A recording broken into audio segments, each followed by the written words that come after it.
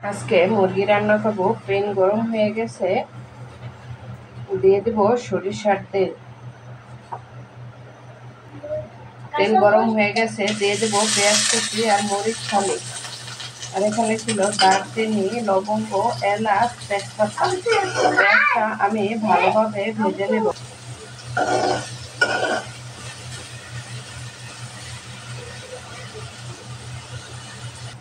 পেঁয়াজ ভাজার সময় সামান্য একটু লবণ দিলে পেঁয়াজটা তাড়াতাড়ি ভাজা হয়।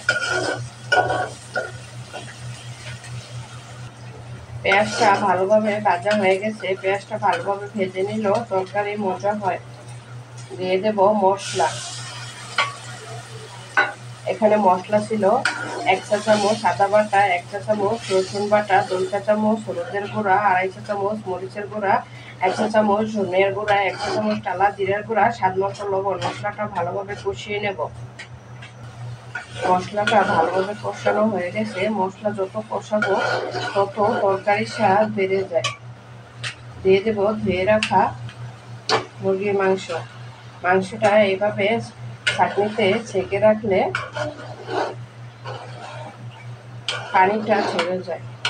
মশলার সাথে গোস মিশিয়ে নেব।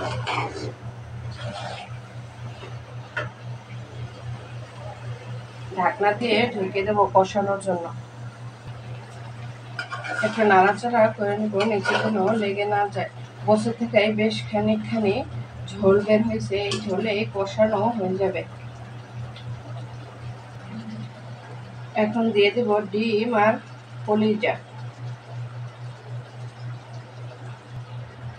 আলতোভাবে একটু নাড়াচাড়া করে নেব, ডিমটা ভেঙে যেতে পারে। গোশটা কষানো হয়ে গেছে, দিয়ে দেব আলু। আলুটাও 10 মিনিট কষিয়ে নেব। আলুটা একটু ঝোলের সাথে মিশিয়ে দেব।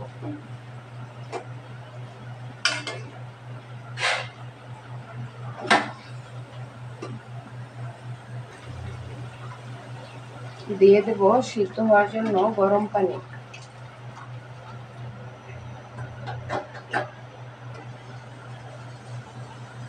এটা হয়ে গেছে, দিয়ে দেব টালা জিরার গুঁড়া। টালা জিরার গুঁড়া দিয়ে দিলে তরকারির স্বাদও বেড়ে যায়, কালারটা অনেক সুন্দর হয়ে আসে।